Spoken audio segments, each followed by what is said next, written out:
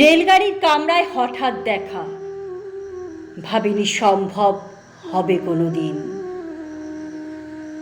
আগে ওকে বারবার দেখেছি, লাল রঙের শাড়িতে ডালিম ফুলের মতো রাঙা। আজ পরেছে কালো রেশমের কাপড়, আঁচল তুলেছে মাথায়। দোলন চাপার মতো চিকন গৌর মুখখানি ঘিরে। মনে হলো কালো রঙের একটা গভীর দূরত্ব ঘনিয়ে নিয়েছে নিজের চারদিকে, যে দূরত্ব সর্ষে ক্ষেতের শেষ সীমানায় শালবনের নীলাঞ্জনে। থমকে গেল আমার সমস্ত মনটা। চেনা লোককে দেখলাম অচেনার গাম্ভীর্যে। হঠাৎ খবরের কাগজ ফেলে দিয়ে আমাকে করলে নমস্কার। সমাজবিধির পথ গেল খুলে। আলাপ করলেন শুরু। কেমন আছো, কেমন চলছে সংসার ইত্যাদি। সে রইল জানালার বাইরের দিকে চেয়ে, যেন কাছের দিনের ছোঁয়াচ পার হওয়া চাহনিতে। দিলে অত্যন্ত দু একটা জবাব, কোনোটা বা দিলেই না। বুঝিয়ে দিলে হাতের অস্থিরতায়, কেন এসব কথা? এর চেয়ে অনেক ভালো চুপ করে থাকা।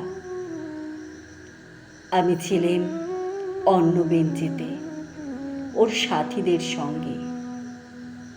এক সময় আঙুল নেড়ে ডাকলে জানালার কাছে আসতে। মনে হলো কম সাহস নয়।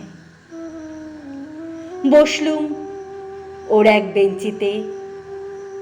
গাড়ির আওয়াজের আড়ালে বললে মৃদুস্বরে, কিছু মনে করো না।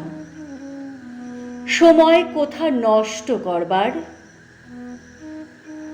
আমাকে নামতে হবে পরের স্টেশনে।